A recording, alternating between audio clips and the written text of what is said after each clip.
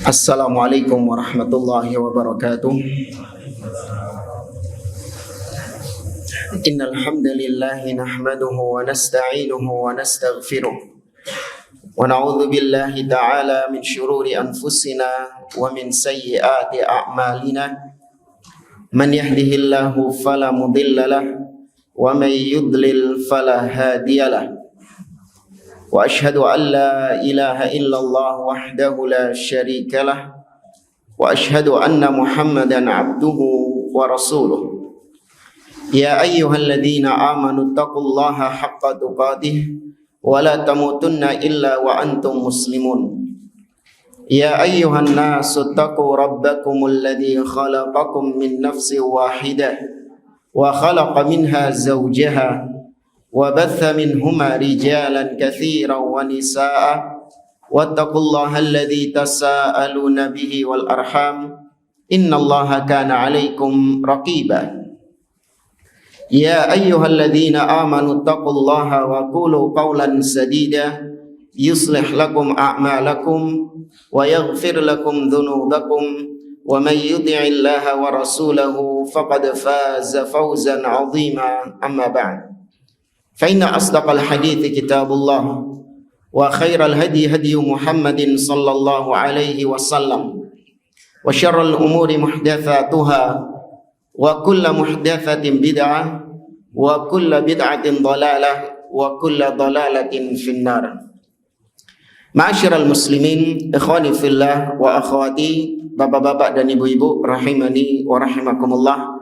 Alhamdulillah, segala puji bagi Allah Azza wa Jalla yang karena limpahan nikmat dan taufiknya kita dipertemukan kembali oleh Allah di majelis yang mulia ini, di salah satu rumah dari rumah-rumah Allah, salah satu taman surga dari taman-taman surga yang ada di dunia, yaitu majelis ilmu. Semoga Allah Subhanahu wa taala sebagaimana mengumpulkan kita di tempat ini, semoga kelak Allah mengumpulkan kita di surganya kelak. Ikhwani fillah wa akhwati rahimani wa rahimakumullah. Setelah pada pertemuan-pertemuan sebelumnya kita telah menuntaskan pembahasan ats-tsabat 'alal manhaj atau tegar di atas manhaj as-salaf yang ditulis oleh Syekh Muhammad bin Umar Bazmul hafizahullah ta'ala. Maka insyaallah mulai pertemuan malam hari ini dan insyaallah biiznillah setelahnya kita akan membahas kitab yang baru, yaitu yang berjudul Manhajus Salaf fi Kaifiyatit Ta'amul ma'al inhiraf al-aqadi ma'al inhirafat al-aqadiyah wal manhajiyah. Atau kalau terjemah ringkasnya adalah metode salaf dalam menyikapi penyimpangan-penyimpangan akidah dan manhaj. Yaitu judul secara umum, terjemahan dari judul aslinya, yaitu metode salaf, bagaimana metode salaf dalam menyikapi penyimpangan-penyimpangan tentang akidah dan penyimpangan-penyimpangan manhaj. Sama penulisnya seperti yang sebelumnya, yaitu Fadilatul Syekh Muhammad Umar Bazmul hafizahullah ta'ala. Materi ini itu sebenarnya adalah tafrigh. Tafrigh ini adalah transkrip dari kajian daurah yang disampaikan oleh Syekh Muhammad Umar Bazmul yang beliau sampaikan pada hari Kamis tanggal 17 Sya'ban tahun 1436 Hijriah. Berapa tahun yang lalu berarti? 9 tahun yang lalu ya, sekitar 9 tahun yang lalu di kota Mekah. Ya, ada daurah yang diselenggarakan di situ dan salah satu pematerinya adalah Syekh Muhammad Umar Bazmul. Kemudian beliau menyampaikan tentang materi ini, setelah itu ditranskrip. Ya, ditranskrip artinya ceramahnya ditulis. Ya, maka jadilah apa yang ada di hadapan kita ini. Tapi langsung saja kita mulai. Beliau membuka kajian ini dengan khutbatul hajah, atau sebelumnya dibuka dengan Bismillahirrahmanirrahim kalau ini tulisan.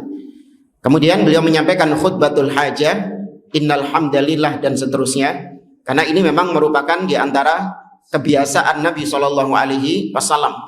Nabi dalam menyampaikan khutbahnya, dalam menyampaikan ceramahnya, wasiatnya, nasihat-nasihatnya, beliau sering membuka dengan khutbatul hajah, innal hamdalillah dan seterusnya. Ya, berarti yang mempopulerkan khutbatul hajah itu bukan Wahabi seperti yang dituduhkan oleh kebanyakan orang. Ya, belum kajian sudah dituduh Wahabi. Kenapa? Karena buka kajiannya dengan innal hamdalillah dan seterusnya. Naudzubillah. Ya, padahal yang membuka khutbah dengan khutbatul hajah pertama kali adalah Nabi Shallallahu Alaihi Wasallam, dan kita sebagai umat beliau hanya sekedar mengikuti saja. Tapi setelah itu beliau mengatakan amma ba'du fatati hadhil muhadharah fi iftitahi manashid dauratil imam al-mujaddid Syekhul Islam Muhammad bin Abdul Wahhab as-Salafiyah, wa hadhihi ad-daurah al-khamisata asyrah. Kata beliau, muhadharah ini itu dalam rangkaian event, rangkaian muhadharah daurah al-Imam Muhammad bin Abdul Wahhab rahimahullahu taala. Itu judul daurahnya. Nah, salah satu materi daurahnya adalah kitab ini, kajian ini. Dan ini merupakan daurah yang ke-15 yang diselenggarakan. As'alullah azza wa jalla ayyuwaffiqal ikhwatal qa'imin ala hadhihi daurah wa an yaj'ala ma yabdhuluhu min juhdin fi mizani hasanatihim dan seterusnya. Ini beliau mengucapkan terima kasih kepada panitia dan sebagainya yang telah menyelenggarakan daurah ini. Kemudian di halaman yang keempat kata beliau, hadhil muhadharah manhajus salaf fit ta'amuli ma'al inhirafatil aqadiyah wal manhajiyah. Kajian ini temanya adalah manhaj salaf dalam menyikapi penyimpangan-penyimpangan akidah dan manhaj. Adartuha ala iddati anasir, yang mana telah aku siapkan beberapa unsur-unsur pembahasan. Yani beberapa bab-bab pembahasan. Bab yang pertama fi syarhi unwanil muhadharah. Bab pertama beliau akan berbicara tentang penjelasan syarah dari judul muhadharah ini, dari judul kajian ini. Apa penjelasannya? Kemudian yang ketiga fi bayanir rasuli sallallahu alaihi wasallam ma yakunu ila yaumil qiyamah. Pembahasan kedua beliau akan menjelaskan tentang hadis-hadis Nabi sallallahu alaihi wasallam yang akan beliau sampaikan atau yang disampaikan oleh Nabi berkaitan dengan hadis-hadis apa yang terjadi setelah wafatnya beliau sampai hari kiamat. Ya, di antaranya yang beliau fokuskan adalah tentang ikhtilaful ummah, iftiraqul ummah, tentang perpecahan umat Islam sepeninggal Nabi Shallallahu Alaihi Wasallam. Kemudian yang ketiga, fima akhbara bihi Rasul Shallallahu Alaihi Wasallam min hudutsit taghayyur wal ikhtilaf amma kana alaihi al-hal fi zamanihi sallallahu alaihi wasallam. Kemudian yang ketiga, beliau akan berbicara tentang hadis Nabi sallallahu alaihi wasallam yang menyebutkan tentang terjadinya penyimpangan-penyimpangan di dalam umat beliau sepeninggal beliau. Ya, terjadinya perubahan-perubahan agama dirubah-rubah. Ya, agama Islam yang dibawa oleh Nabi sallallahu alaihi wasallam diselewengkan, dipalingkan, ditambah-tambahi dan yang lainnya. Ya, dari apa yang dahulu telah disampaikan oleh Nabi Shallallahu Alaihi Wasallam. Kemudian yang keempat, suwarun minal inhirafatil aqadiyah wal manhajiyah. Gambaran-gambaran tentang penyimpangan-penyimpangan akidah dan manhaj. Ya, beberapa contoh model gambar-gambar. Ya, meskipun nggak ada gambarnya, maksudnya contoh ya tentang penyimpangan akidah dan manhaj. Kemudian yang kelima, min anasiri hadhil muhadharati biidznillah sayakunu asbabal inhirafil aqadiyah wal manhajiyah. Sebab-sebab penyimpangan akidah dan manhaj. Apa penyebab orang itu bisa menyimpang akidahnya dan menyimpang manhajnya? Kemudian yang keenam, sayakunu bayana manhajil islah wa dawabitahu aw wa dawabitihi inda ahli sunnati wal jamaah. yaitu penjelasan tentang bagaimana metode islah, perbaikan. Bagaimana metode memperbaiki dan ketentuan-ketentuan dalam memperbaiki penyimpangan-penyimpangan tersebut inda ahli sunnah wal jamaah, sesuai dengan ahli sunnah wal jamaah. Ya, memperbaiki penyimpangan itu dengan akidah, dengan manhaj ahli sunnah wal jamaah.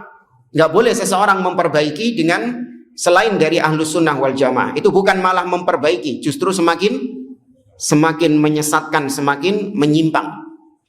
Ya, seperti yang pernah kita sampaikan dahulu, Al-Imam Abul Hasan Al-Asy'ari rahimahullah ta'ala, sebelum beliau rujuk kepada manhaj ahlus sunnah, kepada akidah ahli sunnah, beliau pernah membantah Mu'tazilah, membantah ahlul kalam, meluruskan kesesatan ahlul kalam, tapi juga dengan menggunakan kalam. Ya, meluruskan filsafat tapi juga menggunakan ilmu filsafat. Ya, ini gak gaduk, gak ketemu. Ya, jangan pakai kaidah dalam matematika min ketemu min sama dengan plus, beda. Kemudian yang ketujuh dan yang terakhir kata beliau, sayakunu bi'idnillahi subhanahu wa ta'ala fi murtakazatin fit ta'amul ma'al inhirafat binaan ala hadhihi dhawabit. Yaitu tentang bagaimana kita take action, melakukan aksi di zaman sekarang ini.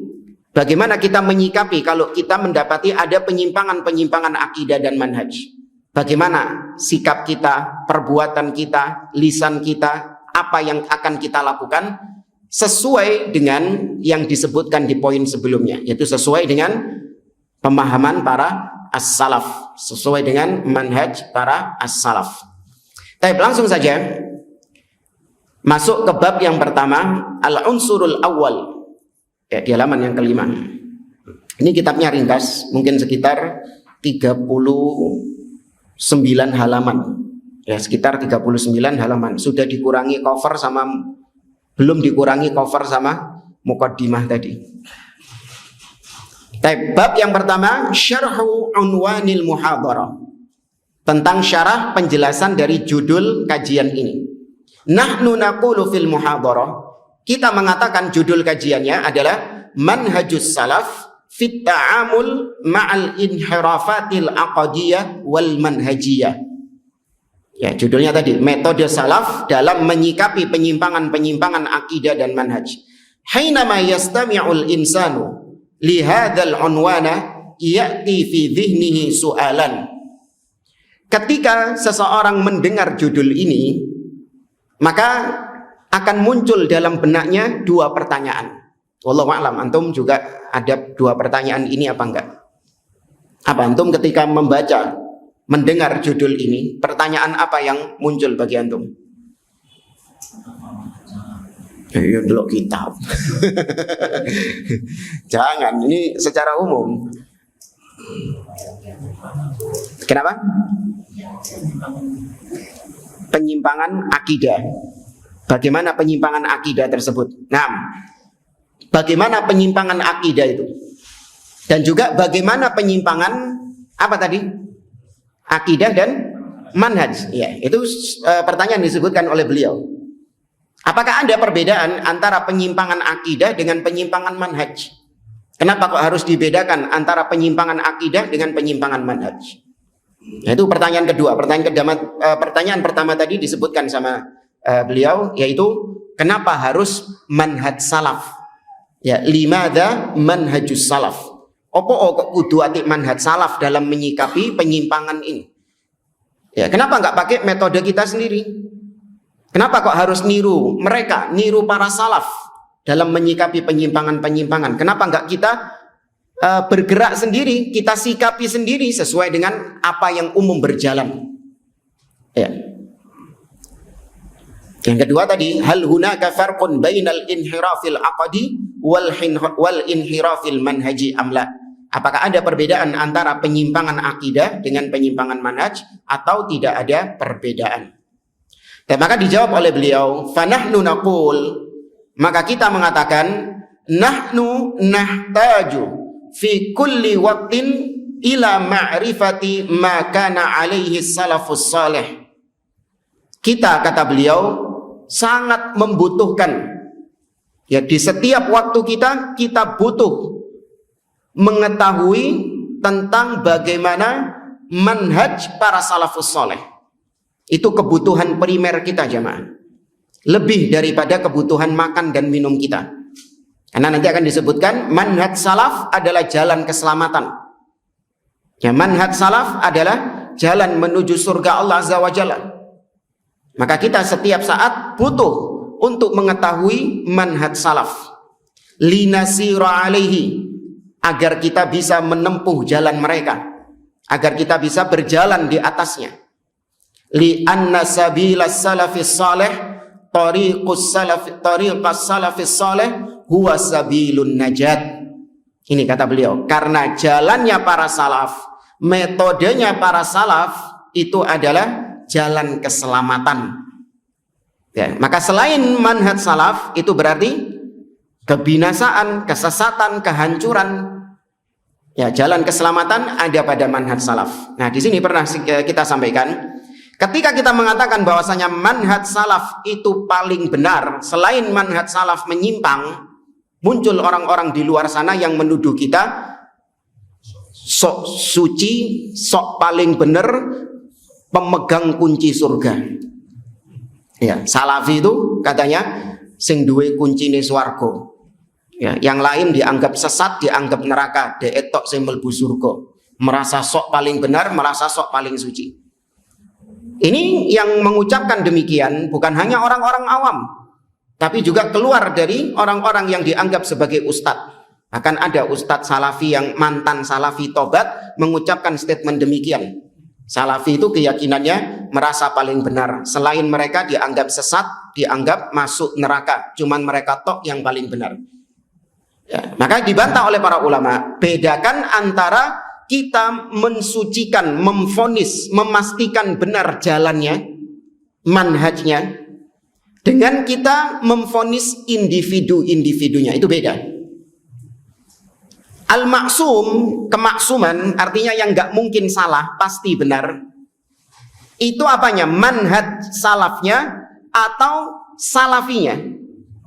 Manhaj salafnya. Itu hak, pasti benar, tidak mungkin ada kekeliruan, tidak mungkin ada kesalahan. Karena manhaj salaf adalah manhajnya Nabi dan para sahabatnya. Manhaj salaf adalah manhaj yang direkomendasikan, diperintahkan oleh Allah dalam banyak ayat, was-sabiqunal awwalun minal muhajirin wal ansar, dan yang lainnya. Maka nggak mungkin ada kekeliruan, nggak mungkin ada kesalahan, nggak mungkin ada penyimpangan di dalam manhaj salaf itu, metodenya, manhajnya.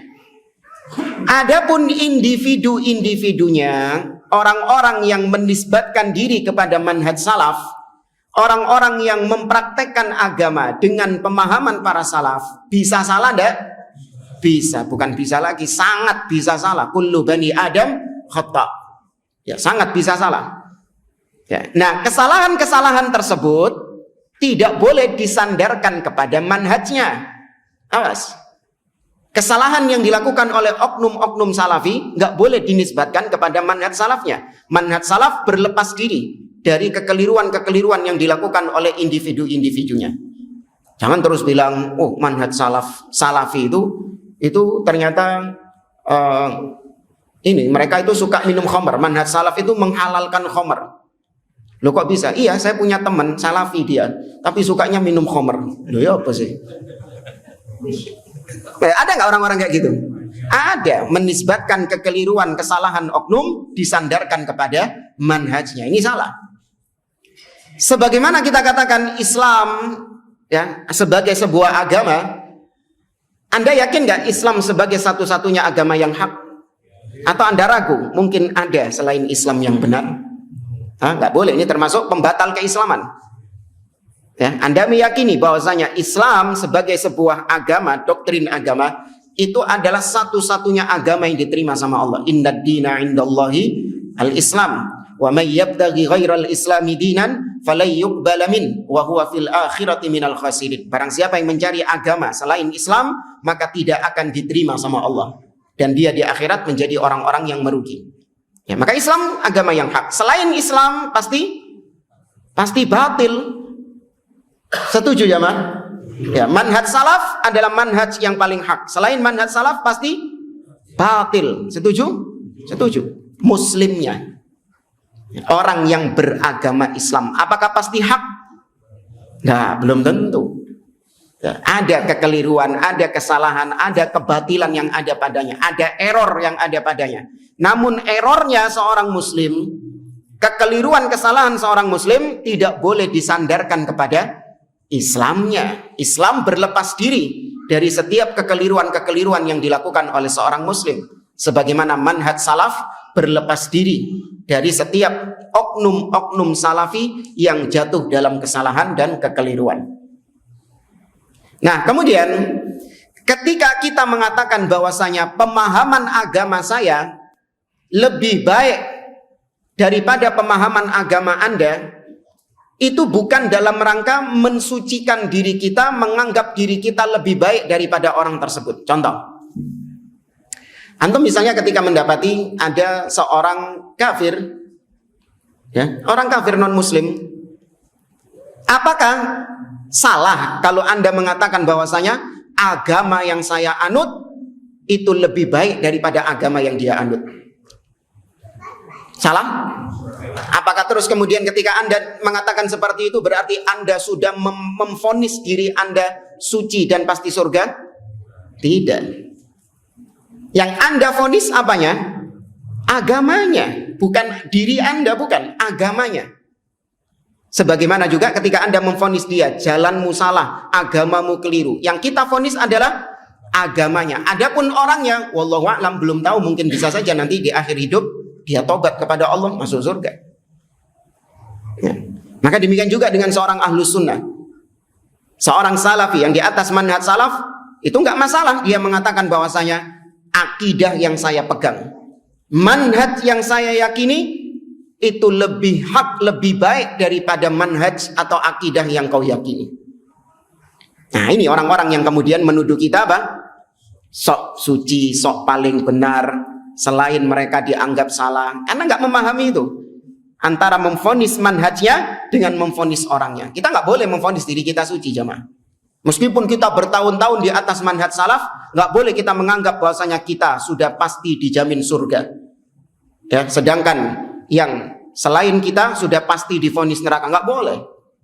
Allah mengatakan wala tuzakku anfusakum huwa a'lamu bimanittaqa dalam surah An-Najm. Jangan kalian menganggap merasa suci, ya, memantapkan diri kalian pasti suci. Ya, dialah Allah yang maha mengetahui siapa di antara kalian yang paling bertakwa. Bisa jadi seorang yang bertahun-tahun di atas manhaj salaf, kemudian dia mati dalam keadaan menyimpang dari manhaj salaf. Bisa? Bisa. Sebagaimana orang-orang yang bertahun-tahun di atas kesesatan, di atas penyimpangan, kemudian mati di atas manhaj salaf, di atas ahlus sunnah. Bisa? Bisa.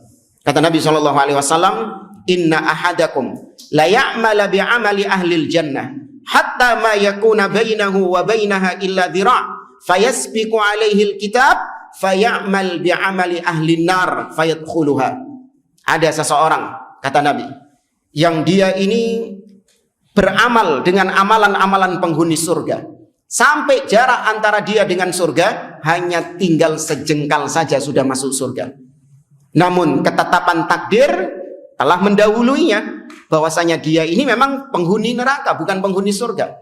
Maka dia pun di akhir hidupnya menutup hidupnya dengan amalan penghuni neraka dan dia pun masuk ke dalam neraka. Demikian juga sebaliknya. Ya.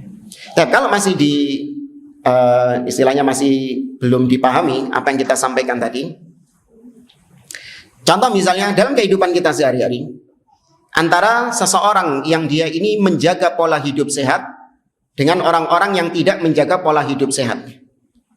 Ya, Anda dapati misalnya ada seseorang yang tadi menjaga pola hidup sehat, dia tidurnya teratur, makannya diatur, ya, kemudian rajin olahraga, rajin minum vitamin, madu, habatus sauda, apa mana, dan yang lainnya. Sedangkan orang yang kedua tidak menerapkan pola hidup sehat, ya, nggak menerapkan pola hidup sehat, suka begadang, ya kan, Apalagi? Ya minum kopi terus mungkin. Ya, dan yang lainnya. Dia nggak menerapkan pola hidup sehat. Nah, Anda yang menerapkan pola hidup sehat, boleh nggak mengatakan kepada dia, pola hidupmu itu nggak sehat. Ya, cara hidupmu itu nggak sehat. Secara hidupku ini loh yang sehat. Boleh nggak ucapan seperti ini? Boleh, karena faktanya memang demikian. Pola hidupnya dia nggak sehat. Begadang, makan nggak diatur, sembarang kalir dipangan ambil Pola hidupmu nggak sehat. Pola hidupku lebih sehat. Sekedar mengatakan pola hidupku lebih sehat daripada pola hidupmu, itu hak. Tapi apakah jamin yang menjaga pola hidup sehat itu sehat orangnya? Belum tentu. Ya, karena setelah check up ternyata yang tidak menjaga pola hidup sehat. Gak ada penyakit sama sekali. Justru yang tadi ketat menjaga pola hidup sehat, koleksi penyakit. Ya, diabetes iya, kolesterol iya. Bisa nggak? Bisa. Tapi jangan gara-gara itu kemudian Anda niru yang pola hidupnya nggak sehat. Nek ngono koyok dhewe wae. Kalau gitu niru dia saja pola hidupnya. Ya. Paham ya, Mas? Ya, maka perlu dibedakan antara individunya dengan manhajnya. Baik. Kemudian kata beliau, manhaj salaf adalah sabilun najah, jalan keselamatan. Huwa sabilun najati alladhi dallana alaihi Rasul sallallahu alaihi wasallam, bal dallana alaihi Allah subhanahu wa ta'ala. Manhaj salaf itu manhaj yang selamat, jalan keselamatan, yang mana Nabi sendiri sallallahu alaihi wasallam yang menunjukkan jalan itu kepada kita. Bahkan Allah subhanahu wa ta'ala juga menunjukkan jalan salaf ini kepada kita. Qala ta'ala, Allah ta'ala berfirman dalam surah An-Nisa ayat 115, wa may yushaqiqir rasul min ba'di ma tabayyana lahul huda wa yattabi' ghaira sabilil mu'minin nuwallihi ma tawalla wa nuslihi jahannama wa sa'at masira. Barang siapa yang menentang Rasul setelah dijelaskan atasnya jalan kebenaran, setelah datang penjelasan atasnya, dia menentang Rasul, kemudian dia memilih jalan lain selain jalannya orang-orang yang beriman, maka kami palingkan dia kemana dia berpaling. Dan di akhirat kami masukkan dia ke dalam neraka jahanam, dan itu seburuk-buruknya tempat. Di sini kata beliau, kata Allah subhanahu wa ta'ala, barang siapa yang menentang Rasul. Ya, saya kira gak ada orang muslim yang terang-terangan dengan lisannya mengatakan aku menentang Rasulullah. Ada yang ngomong kayak gitu? Muslim loh ya, bukan kafir. Gak ada. Ya, terus gimana dong ayat ini? Berarti ayat ini keliru, karena gak ada orang yang menentang Rasul. Sedangkan dalam ayat ini Allah mengatakan barang siapa yang menentang Rasul. Ternyata gak ada yang menentang Rasul. Maka gak mungkin. Ya, gak mungkin. Berarti menentang Rasul itu bukan dengan dia mengatakan aku menentang Rasul, bukan. Tapi menentang Rasul adalah yaitu ketika diperingatkan bahwa jalanmu, akidahmu itu bukan akidahnya Rasul. Akidahnya Rasul itu kayak gini. Kemudian dia menolak. Dia masih tetap dengan penyimpangannya, dengan kesesatannya, menolak apa yang datang dari Rasul sallallahu alaihi wasallam, itu namanya menentang Rasul sallallahu alaihi wasallam. Seorang meyakini bahwasanya Allah subhanahu wa ta'ala tidak di atas. Ya, Allah subhanahu wa ta'ala tidak memiliki sifat kalam, atau di atas saja, satu sifat saja. Allah tidak di atas, tapi Allah itu maujudun bila makan, kata mereka. Allah itu ada tanpa tempat, tanpa arah. Ya, sedangkan Nabi SAW akidahnya nggak kayak gitu. Akidahnya Nabi SAW menetapkan Allah di mana? Allah di atas. Bahkan Nabi menetapkan Allah di atas dengan 3 metode. Dengan ucapan, dengan perbuatan, dan dengan takrir, persetujuan. Dengan ucapan Nabi SAW misalnya mengatakan ala ta'manuni wa ana aminu man fis sama. Tidakkah kalian percaya kepadaku, padahal aku ini kepercayaan yang di langit, yang di atas langit. Siapa? Allah. Dengan ucapan Nabi menetapkan Allah di atas. Nabi SAW juga mengatakan, irhamu man fil ardi yarhamukum man fis sama. Rahmatilah, sayangilah orang-orang yang ada, makhluk-makhluk yang ada di atas muka bumi ini. Maka niscaya yang di atas langit akan merahmati kalian. Sinten sing nang dhuwur langit? Allah Subhanahu wa taala. Nih, Nabi dengan ucapan menetapkan Allah di atas. Kemudian dengan perbuatan, Nabi menetapkan Allah di atas dengan perbuatan. Allah mengatakan dalam surah Al-Baqarah, qad nara taqalluba wajhika fis sama' falanuwalliyannaka qiblatan tardaha fawalli wajhaka syatral masjidil haram. Ya, dalam surat Al-Baqarah Allah mengatakan, sungguh kami telah melihat, kata Allah, wajahmu sering menatap ke arah langit. Ya, sungguh kami telah melihat, wahai Muhammad, wajahmu suka menatap ke arah langit. Ngapain Nabi melihat ke arah atas? Allah Azza wa Jalla berada di sana, di atas, terpisah dari langit. Jangan bukan di atas langit, maksudnya di dalamnya langit, bukan, terpisah dari langit. Ba'inun min khalqi, terpisah dari makhluknya, tanpa dipertanyakan bagaimana Allah di atas tersebut. Maka falanuwalliyannaka qiblatan tardaha, kami akan palingkan, kata Allah, ke arah kiblat yang kau hendaki, kau inginkan. Yaitu Nabi pengen kiblatnya dirubah ke arah Masjidil Haram, karena ketika itu kiblatnya di Baitul Maqdis. Ya, semoga Allah Azza wa Jalla menolong kaum muslimin di Baitul Maqdis.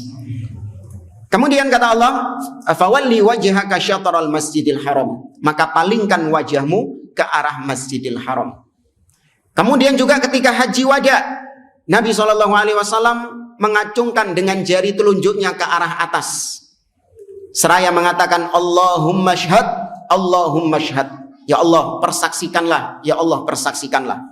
Tuh, dengan perbuatan Nabi menetapkan Allah di atas. Ditambah lagi dengan takrir, dengan persetujuan. Siapa yang disetujui oleh Nabi? Siapa yang disetujui sama Nabi? Jadi ada orang yang mengatakan Allah di langit, di atas langit, kemudian Nabi menyetujui ucapan orang tersebut. Ini siapa orang ini? Budak wanita.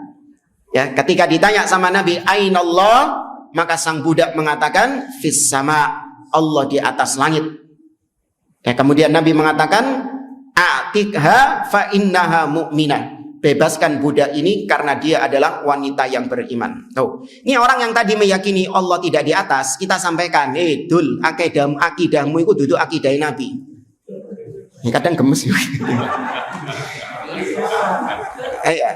Akidah sejatinya mereka ini meniadakan Allah Subhanahu wa taala. Konsekuensi dari ucapan mereka, Allah tidak di atas, tidak di bawah, tidak di kanan, tidak di kiri, tidak di depan, tidak di belakang. Kesuwen. Ya, simpelnya apa? Allah tidak ada. Itu akidahnya Jahmiyah memang. Hum qaumun a'damu rabbahum, kata para ulama. Jahmiyah itu adalah suatu kaum yang ingin untuk menghilangkan eksistensi Allah Subhanahu wa taala. Dengan keyakinan tadi, Allah tidak di atas, tidak di bawah, tidak di kanan, tidak di kiri, depan, belakang, kesuwen. Jujur aja kalau Allah tidak ada. Nah, ketika kita mengatakan akidahmu itu nggak kayak akidahnya Nabi. Nabi nggak ngajari kayak ngono, Nabi nggak ngurui kayak gitu. Nabi tidak mengajarkan akidah seperti itu. Akidahnya Nabi menetapkan Allah di atas. Ngeyel, itu akidah Wahabi. Ya, itu bukan akidahnya Nabi, itu akidahnya Wahabi. Kalau akidah kami, Allah itu tidak di atas, bawah, kanan, kiri, dan seterusnya. Ini namanya menentang apa? Menentang Rasul. Ya, menentang Rasul. Yaitu dengan bukan lisan mulut, bukan, tapi dengan lisanul hal. Dengan perbuatan dia, itu sudah menggambarkan kalau dia menentang Rasul Sallallahu Alaihi Wasallam. Oke, kalau dia mungkin orang yang jahil, mungkin belum sampai ilmu kepadanya, mungkin. Tapi kata Allah, mim ba'di ma tabayyana lahul huda. Dia menentang Rasul setelah dijelaskan petunjuk kepadanya. Sudah dijelaskan sama dia, sudah tegak hujjah atasnya. Dia masih tetap menentang Rasul. Kemudian wa yattabi' ghaira sabilil mu'minin. Dan dia mengikuti jalannya orang-orang yang bukan orang-orang beriman. Selain jalannya orang-orang beriman. Ketika ayat ini turun, surat An-Nisa ayat 115. Ketika ayat ini turun, siapa kelompok yang disebut sebagai kaum mukminin? Ada opsi lain? Ya, Abu Jahal and the gang, Abdullah bin Ubay bin Salul, dan kawan-kawannya, atau Huyai bin Akhtab, ya, orang-orang Yahudi dan kawan-kawannya. Tuh, ketika ayat ini turun, siapa yang disebut orang-orang mukmin? Hanya ada satu opsi saja. Berarti sahabat. Berarti ayat ini mengatakan dan dia mengikuti metode pemahaman beragama yang lain selain yang dipahami oleh para sahabat, selain yang dipahami oleh para salaf. Maka apa ancamannya? Nuwallihi ma tawalla. Kami biarkan dia, kami palingkan dia kemana dia berpaling. Yakni kami hiasi kesesatannya sehingga dia sampai benar-benar mantap dengan kesesatannya. Allah itu azab. Itu bentuk siksa Allah subhanahu wa ta'ala, di mana Allah menjadikan seseorang paten di atas kesesatannya. Ya, merasa yakin di atas kesesatannya. Ya, bagi orang-orang yang beriman itu istidraj. Bagi orang-orang yang menyimpang itu adalah bagi orang-orang yang menyimpang itu istidraj. Bagi orang-orang yang hak itu ujian, fitnah bagi mereka. Contoh, antum meyakini nggak kalau dukun paranormal itu bisa meramal masa depan? Enggak ya? Enggak. Itu akidah antum. Antum berpegang dengan firman Allah Subhanahu wa taala, "Qul la ya'lamu man fis samawati wal ardil ghaiba illallah." Tidak ada yang tahu ilmu gaib, apa yang terjadi di masa yang akan datang. Tidak ada yang tahu, baik yang di langit ataupun yang di bumi, yakni para malaikat ataupun makhluk yang ada di bumi. Tidak ada yang tahu ilmu gaib kecuali Allah Subhanahu wa taala. Baik, itu akidah antum. Nah, ada orang-orang di luar sana yang mereka juga meyakini, oh enggak, ini dukun-dukun ini tahu apa yang terjadi di masa yang akan datang. Mereka percaya dengan ucapan-ucapan dukun tersebut. Sudah ya, terpecah menjadi dua kubu. Siji gak percaya dukun paranormal, siji ne percaya dukun paranormal. Baik. Kemudian sang dukun meramal bahwasanya pada tanggal sekian tahun sekian akan terjadi peristiwa ini dan ini. Ternyata benar seperti yang diucapkan sama dukun. Kedaden seperti yang diucapkan sama dukun itu kejadian. Terjadi gempa, terjadi tsunami, terjadi banjir, ini. Ternyata kejadian seperti yang diucapkan sama dukun tersebut. Tuh. Maka kejadian ini menjadikan kita, antum, sebagai ujian. Goyang nggak? Keimanannya jadi goyang kan? Goyang. Loh, kok kedaden ya? Kok kedaden ya? Nah, itu diuji antum. Ya, kalau orang yang kuat imannya bilang, itu coincidence, ketepaan saja, bisa saja terjadi dan semua terjadi karena takdir Allah Subhanahu wa taala. Enggak. Saya tetap meyakini bahwasanya para dukun-dukun itu kadzab. Para dukun-dukun itu pendusta. Ya, mereka tahu tentang kabar-kabar gaib dari syaitan, dari setan-setan yang mencuri pendengaran di langit. Ya, yastariquna as-sam'a fa'atba'ahu shihabun mubin, kata Allah. Mereka para syaitan mencuri pendengaran-pendengaran dari langit. Dan kemudian kabar-kabar ini disampaikan kepada wali-walinya, kepada dukun-dukunnya. Itu dia tetap beriman akhirnya. Saya enggak tergoda. Saya tetap meyakini tidak ada yang tahu ilmu gaib kecuali Allah. Nah, bagi orang-orang yang percaya dukun, peristiwa ini, yakni dukun meramal dan ramalannya benar, membuat mereka semakin apa? Membuat mereka semakin yakin, semakin sabat, ya, semakin kokoh kesesatannya, kekufurannya itu. Semakin istiqomah kekufurannya. Nah ini, ya, seperti ini. Yakni Allah jadikan kesesatan mereka semakin Allah hiasi sehingga dia semakin yakin dengan penyimpangannya itu. Itu bentuk siksa juga enggak? Siksa. Ya, itu bentuk siksaan dari Allah di dunia. Kemudian di akhirat, wa nuslihi jahannam, dan kami masukkan dia ke dalam neraka jahanam, wa sa'at masira, dan itu seburuk-buruknya tempat. Kata Syekh, sabilil mu'minin, jalannya orang-orang beriman yang tadi Allah sebutkan di dalam surah An-Nisa, awwalu ma yantabiqu wa awwalu ma yantiqu wa awwalu ma yantaliqu innama yutlaqu ala ma kana alaihi salaf minas sahabah wa man tabi'ahum bi ihsanin ila yaumiddin. Perhatikan tadi kata Allah, sabilil mu'minin, jalannya orang-orang yang beriman. Maka yang disebut dengan orang-orang beriman pertama kali, ya, ketika kita mendengar kata orang-orang beriman, maka yang paling pertama kali layak disebut orang-orang yang beriman adalah para sahabat. Ya, para salafus soleh, para pendahulu-pendahulu kita yang awal-awal masuk Islam dari kalangan para sahabat. Kemudian yang mengikuti para sahabat dengan baik. Seperti kata Allah dalam surah At-Taubah ayat yang ke-100, kata Allah, was-sabiqunal awwalun minal muhajirin wal ansar walladzina tabauhum bi ihsan radhiyallahu anhum wa radu'an. Dan orang-orang yang terdahulu yang awal-awal masuk Islam dari kalangan muhajirin dan dari kalangan ansar, sahabat. Kemudian yang mengikuti mereka dengan baik, yang mengikuti para sahabat dengan baik, maka Allah ridho kepada mereka dan mereka pun ridho kepada Allah. Maka keridhaan Allah bergantung dengan sejauh mana kita berpegang dengan manhaj as-salaf, sejauh mana kita mengikuti pemahaman para salaf, pemahaman para sahabat Nabi SAW.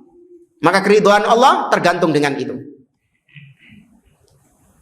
Wa bayyana lana Rasul sallallahu alaihi wasallam anna sabilan najah min at-tafarruq wal ikhtilafi wal inhiraf at-tamassuk bima jaa 'anis salafis salih.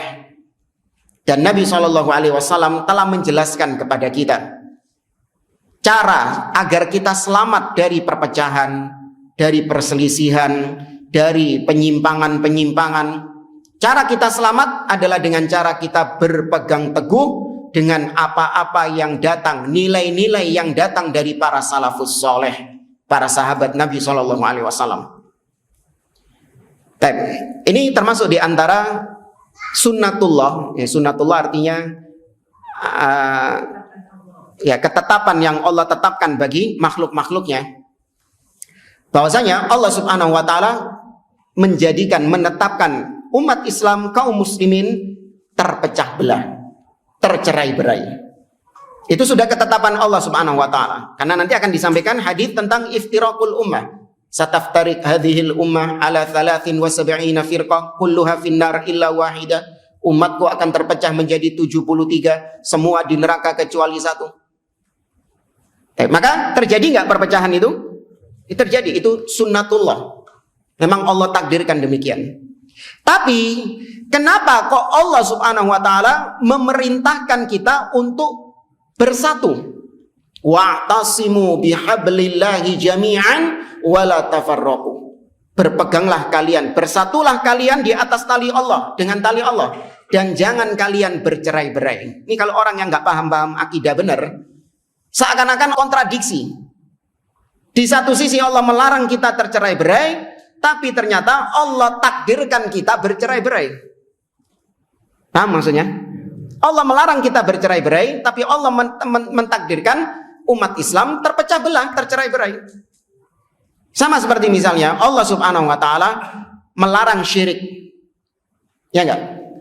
Wa'budullah wa la tusyriku bihi syai'a. Enggak oleh syirik.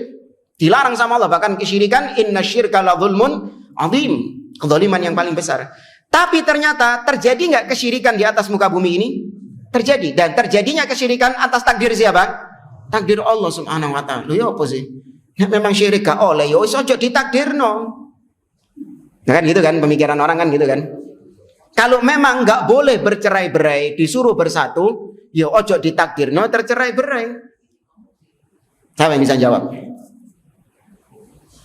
Kok seakan-akan ada kontradiktif ini.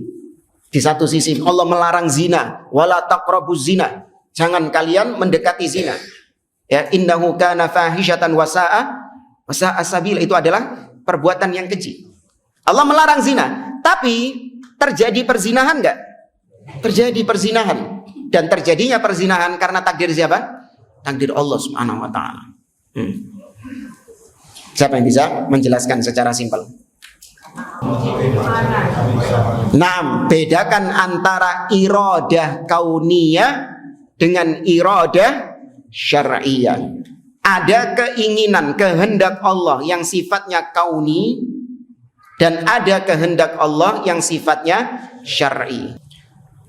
Iradah kauniyah adalah kehendak Allah, keinginan Allah yang pasti terjadi. Kedaden, gak mungkin gak. Ya, keinginan Allah yang pasti terjadi. Baik itu dia sukai, maksudnya Allah, baik itu Allah sukai kejadiannya, ataupun tidak Allah sukai kejadiannya. Pokoknya kedaden itu pasti apa namanya? Kauniyah. Pokoknya kalau terjadi itu pasti namanya kauniyah. Entah itu perbuatan baik ataupun perbuatan jelek. Nah, adapun syar'iyah kebalikannya. Iradah syar'iyah adalah keinginan Allah, kehendak Allah yang Allah cintai. Ya, keinginan Allah, kehendak Allah yang Allah cintai. Entah terjadi ataupun tidak terjadi. Pokoknya kalau Allah menginginkannya, mencintai perbuatan itu, maka itu namanya iradah syar'iyah. Kedaden ataupun gak kedaden, kejadian ataupun tidak kejadian. Allah menginginkan, menghendaki makhluk-makhluknya itu semuanya taat kepadanya. Ya, Allah menginginkan makhluk-makhluknya itu taat kepadanya, beriman kepadanya. Dan maka ini iradah apa? Syar'iyah. Ya, karena kejadian ada yang beriman dan ada yang tidak beriman. Nah, ini saya berikan contoh. Nanti antum tentukan ini iradah kauniyah atau syar'iyah. Terkadang bisa dua-duanya. Ya, satu kejadian tapi dua-duanya. Bisa iradah kauniyah plus iradah syar'iyah. Ada kejadian Abu Bakar As-Siddiq radhiyallahu taala anhu beriman. Ya, berimannya Abu Bakar ini iradah syar'iyah atau kauniyah?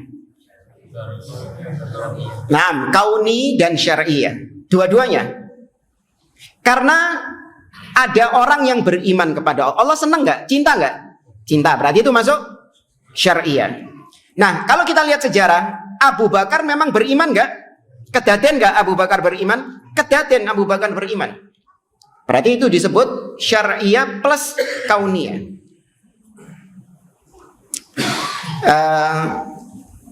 Kekufuran Abu Bakar As-Siddiq.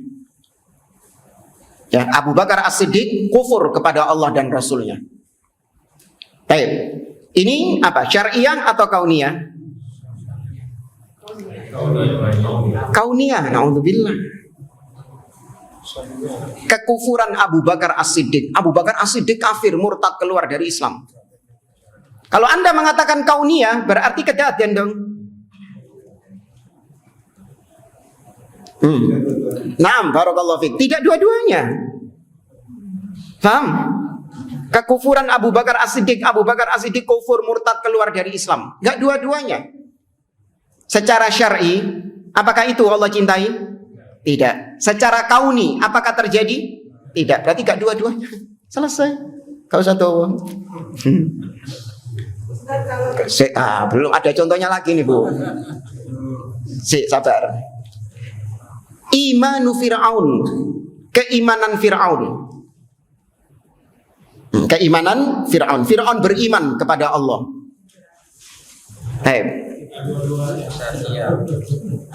Syar'iyah. Itu syar'iyah, iradah syar'iyah. Karena Fir'aun beriman, itu adalah perbuatan yang dicintai nggak sama Allah? Nah, kalau dicintai berarti apa tadi? Syar'iyah. Tapi kedaden nggak?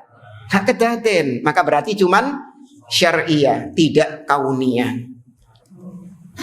Paham ya? Ini secara simpel. Ustaz, kalau kauniyah kenapa ditakdirkan? Kan Allah nggak suka. Kenapa ditakdirkan? Maka kata para ulama, Allah menghendaki yang kauniyah meskipun tidak Allah sukai, itu untuk dampaknya. Jadi kauni itu hanya sebatas batu loncatan. Yang Allah inginkan adalah efeknya. Iblis diciptakan sama Allah. Diciptakannya iblis itu kauni, tidak dicintai sama Allah. Kalau gak dicintai, gak usah dicipta, no, kan gitu kan? Kenapa Allah benci sama iblis tapi Allah menciptakan iblis? Ya, ada yang Allah inginkan adalah dampak. Ya, dampak daripada diciptakannya iblis. Dengan adanya iblis, ada orang bermaksiat. Dengan kemaksiatan, maka ada namanya taubat kepada Allah. Allah cinta dengan orang-orang taubat. Nah, itu yang diinginkan sama Allah. Ya kan? Adanya iblis, maka ada orang-orang kafir. Dengan adanya orang-orang kafir, maka ada namanya jihad fisabilillah. Itu yang diinginkan, dicintai sama Allah. Innallaha yuhibbul ladzina yuqatiluna fi sabilihi saffa ka'annahum bunyanun marsus. Allah mencintai orang-orang yang berperang di jalannya, cuman dengan perang yang syar'i, bukan dengan perang yang bid'ah. Perang-perang ala-ala terorisme, bukan. Ya. Dan seterusnya. Kalau mau diibaratkan seperti dokter yang mengamputasi pasien. Ya, dokter yang mengamputasi pasien. Perbuatan dokter ketika mengamputasi pasien, maka operasi amputasinya itu adalah perbuatan yang baik atau perbuatan yang buruk? Hah? Dampaknya baik.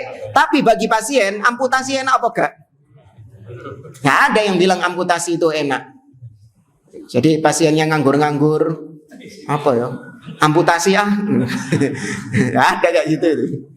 Semua mengatakan amputasi nggak enak, sesuatu yang nggak enak itu ibarat kauniyah, sesuatu yang nggak enak memang.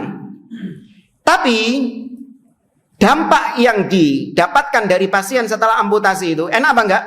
Enak, yaitu diharapkannya hilang, sembuh kesembuhannya. Ya, paham ya? Jadi kauni itu tujuannya adalah dampaknya, bukan zatnya. Tapi kalau syar'i, memang yang diinginkan sama Allah adalah zatnya. Ya poin itu. Ketika Allah menginginkan manusia beriman, maka manusia beriman, ya sudah tercapai keinginan Allah.